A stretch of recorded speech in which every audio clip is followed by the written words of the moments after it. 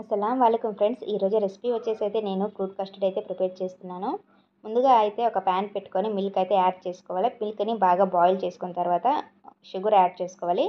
Sugar కూడా బాగా melt అయిపోయేంత వరకు అయితే బాగా కలుపుకుంటూ చూసుకోవాలి. మీగడ అనేది కట్టకుండా చూసుకోవాలండి. తర్వాత ఇక్కడ వచ్చి నేను ఒక హాఫ్ కప్ మిల్క్ అయితే పక్కన పెట్టుకుని కస్టర్డ్ పౌడర్ అయితే యాడ్ చేసి ఆ మిల్క్ని అయితే దీంట్లో కలుపుతున్నాను. మంటని లో ఫ్లేమ్లో పెట్టి ఇదంతా ప్రాసెస్ మొత్తం చేసి ఒక 3 to 5 మినిట్స్ అయితే కుక్ చేసుకుంటే సరిపోతుంది. ఇలా ఈ థిక్నెస్ వచ్చేస్తుంది కదా, ఈ థిక్నెస్ వచ్చినప్పుడే మనకి ఒక బౌల్లోకి ట్రాన్స్ఫర్ చేసుకోవాలా. ఇలాగా ట్రాన్స్ఫర్ చేసుకున్న తర్వాత ఇలా కంటిన్యూస్గా కలుపుతూ ఉండాలి. మీగడ అనేది పైన కట్టకుండా చూసుకుంటూ ఉండాలి. ఇలా కలుపుతూ ఉంటే ఇలా థిక్నెస్ వచ్చేసింది కదా, కొంచెం ఫ్రిడ్జ్లో పెట్టుకొని ఉంటే ఇంకొంచెం థిక్నెస్ అనేది వచ్చేస్తుంది. ఇలా థిక్నెస్ వచ్చిన తర్వాత మనకి ఏ ఫ్రూట్స్ అవైలబుల్లో ఉంటాయో ఆ ఫ్రూట్స్ అన్నీ యాడ్ చేసుకోవాలా 1 by 1. కొంచెం డ్రై ఫ్రూట్స్ వేసుకున్నా బాగుంటాయండి దీంట్లో.